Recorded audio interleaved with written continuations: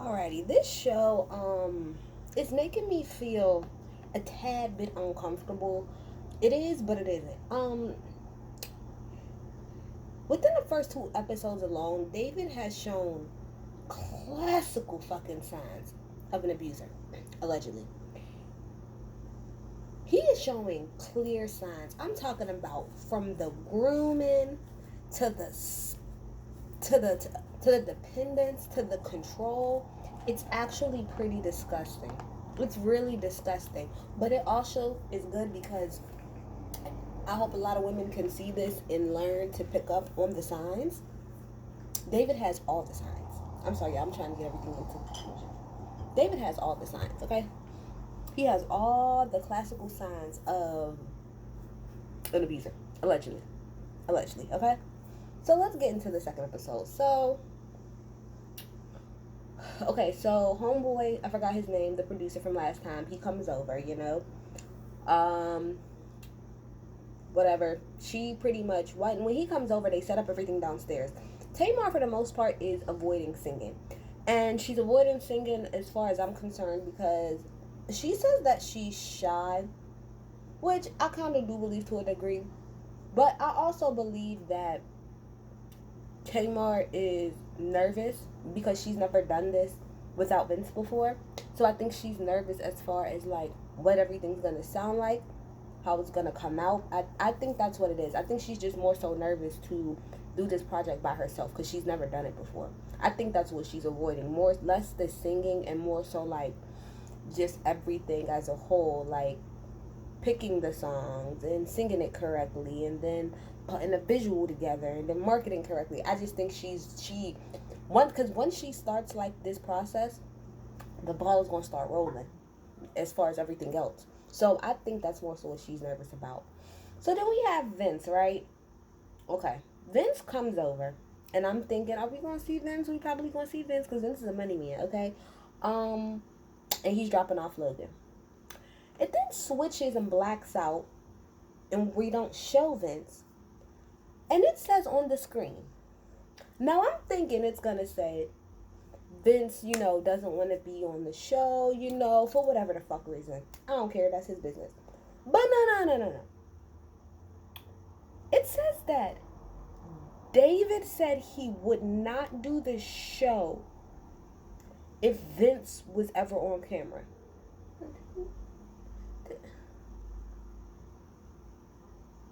Does he not know that Vincent that there was a show called Vincent Tamar? Does he not know that there's a show called like the Braxton Family Values where he was on multiple times? Sir, just because we don't see Vince, that doesn't mean that we don't know that Vince is alive. That doesn't mean that we don't know that Vince is a thing. The insecurity jumped out in that statement right there, yeah. The insecurity, it just jumped out because then, they asked him in production why, why does he feel like that, his confessional. And he says because he does not feel comfortable. He don't got a problem with Vince, right? But he don't feel comfortable with Tamar's ex walking in his house. Walking his house. Her ex.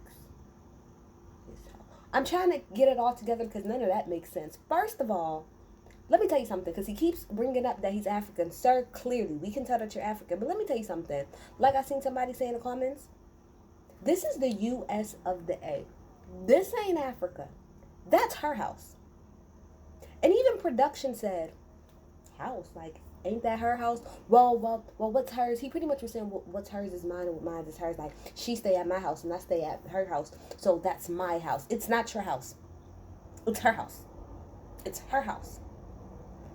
Secondly, he's dropping his child off. He's not there to be sitting there and kiki and la la la la and foo la la with Tamar. He has 16 years to do that. He's there to drop off his child. I don't give a flying UFO who you think you are. If me and my dude right now broke up and we had a child together, if whatever nigga I'm messing with thinks he's gonna tell me whether or not or how My baby father dropped my kid off. You got another motherfucking thing coming. And again, the insecurity, it jumped out, okay? Anyway, we get to the studio. She starts pretty much singing the song that he wrote. Her lows, man, her lows are crazy. She sounds just like Tony when she gets super, super low. She sounded good. She sounded good. Then she had Logan come in and sell his cookies. I remember when I was younger and I used to do that. I used to rack the hell up on Bring Your Child to Work Day because it used to fall right around that time. Racked it the fuck up, okay? Then we have, how do you say his name? Kassan. I'm gonna call him Kassan because I don't really know how you say Kashan. Kashan. I think it's Kashan. But anyway, he's a creative director, and he came because Tamar pretty much wants to redo her concert. She wants to redo how it's set up and everything. So while he's talking to her, right, and they're going through everything, she's texting every 5 seconds. Yeah, I hear you.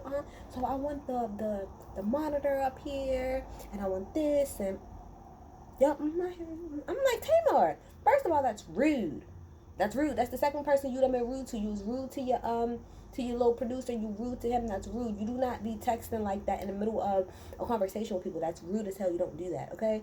But so it shoots over to a confessional with one of the producers, Michael, and he says like he can tell that something's wrong because she's in her phone.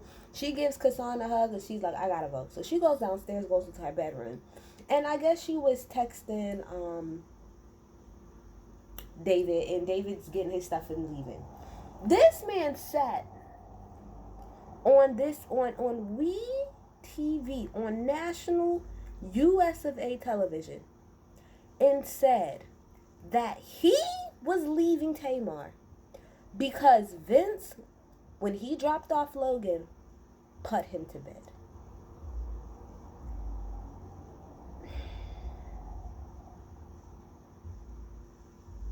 Controlling. That shit's not healthy. It's not cool.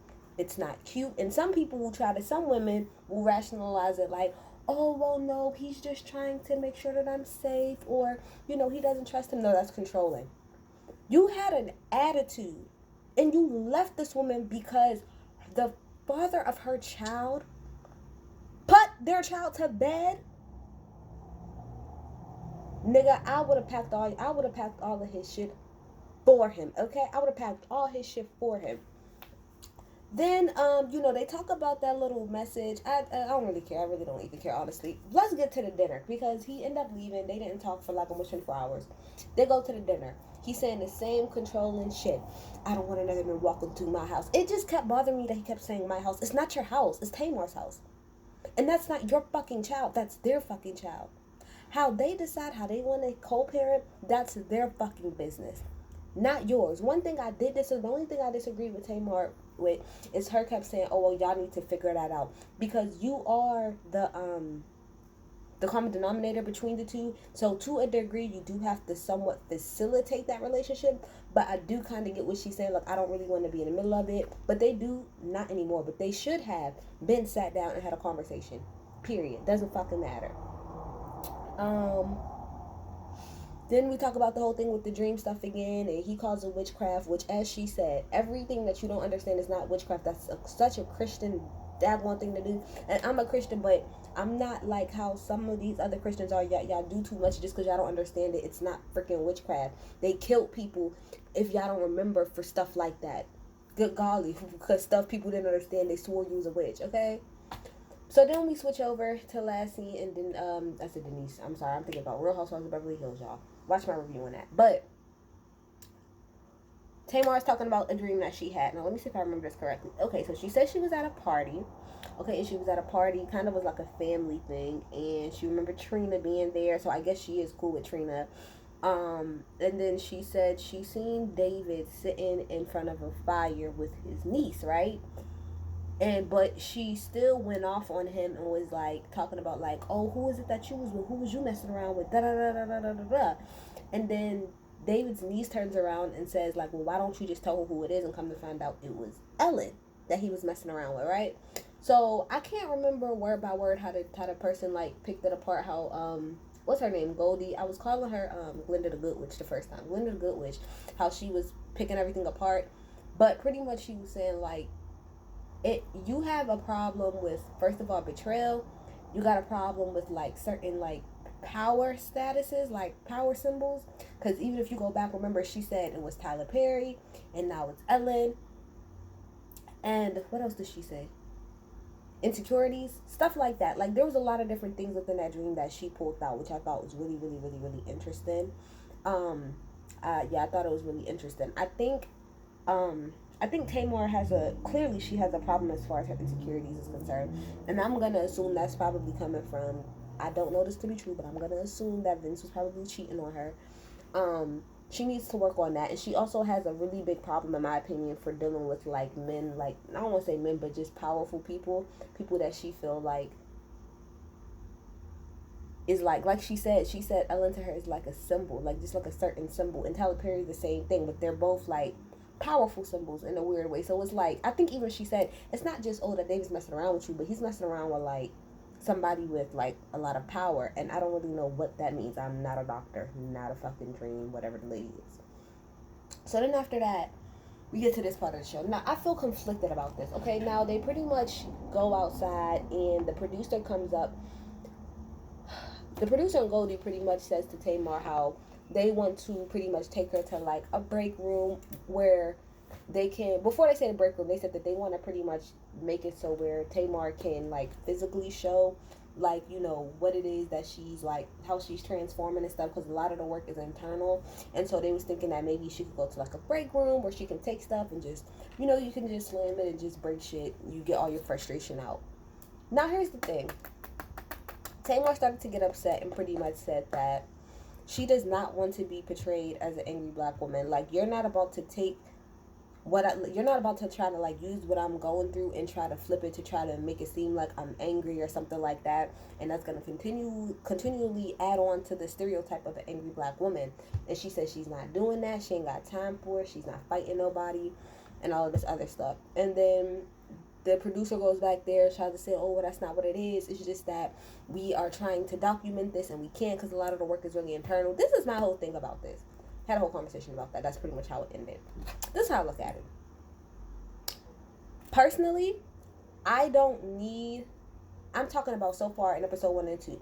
I don't really need to see Tamar be in a room and break stuff for me to understand what it is that she's going through. I think I'm personally, as a viewer, I'm just saying me, I feel like I get what she's going through enough by her talking with Goldie. She's explaining it to me well enough, and Goldie is interpreting her dream and explaining that to me in the right way. Like, I see the breakthroughs, like in the last 2-3 conversations they had. I've seen that. I don't need to see Tamar throw something against the wall and yell for me to get that she's going through something. The last episode, it was clear that she had a breakthrough.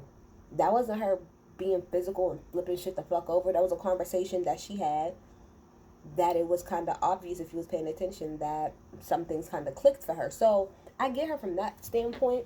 But I also can understand why he's saying like, well, I'm trying to produce a show and we need to show like more action versus like y'all two just sitting here talking.